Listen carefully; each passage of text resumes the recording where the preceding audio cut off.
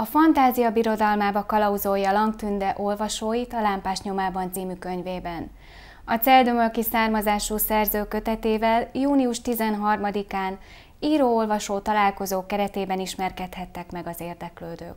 A Lámpás nyomába küldi első misztikus, szerelmes regényében az olvasóit Lang Tünde, akinek a neve sokaknak ismerős lehet, hiszen a T.C. Lang szerzőként jegyzett írónő 18 éves koráig Celldömölkön nevelkedett, szülei révén pedig máig hazajár Kemenesaljára.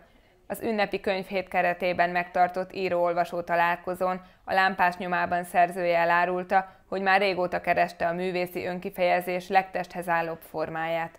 A rajzolás és üvegfestés után végül az írásban találta meg önmagát. Érdekes volt, mert rászántam magam, leültem a gép elé, hogy most aztán nekiesek a könyvnek, akkor már megszületett a fejembe, hogy valami angyal és ember történet köré szövöm ezt a romantikus szálat, és egy betűt nem voltam képes leütni, és akkor elkezdtem kutakodni, hogy hát miért, vagy mi ez, és megtaláltam ennek az irodalmi szakkifejezését, rettegés a fehér papírtól.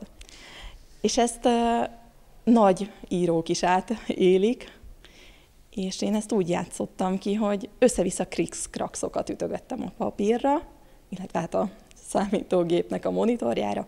Így nem tűnt üresnek, és megszűnt az a nyomás, hogy most valamit kell írnom, és utána teljesen felszabadultan tudtam gépelni a történetet. A szerző azt mondja, hogy mindig is vonzották a misztikus könyvek, ezért nem is volt kérdés számára, hogy ilyen irányba viszi el a történetet.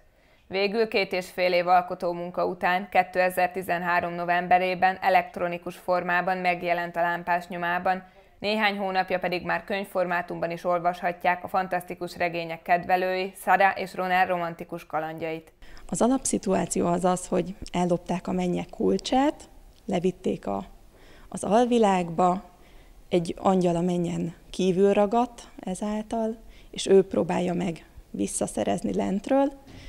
Ebben segít neki egy földi lány, és hát a történet során egyre közelebb kerülnek egymáshoz, de hogy van-e jövője egy földi halandó asszonynak és egy halhatatlan égi lénynek, ez a könyvből kiderül. Sokan kérdezik, hogy lesz-e ennek a történetnek folytatása.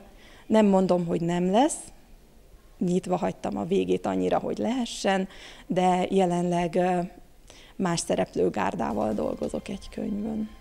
A premier filmekhez hasonlóan T.C. Lang első kötetéhez is készült könyvtréler, ami egyre népszerűbb műfajjá válik Magyarországon. A tréler bevezeti, a könyv pedig 328 oldalon részletezi az égi hírvivő és a földi halandó közös kalandjait.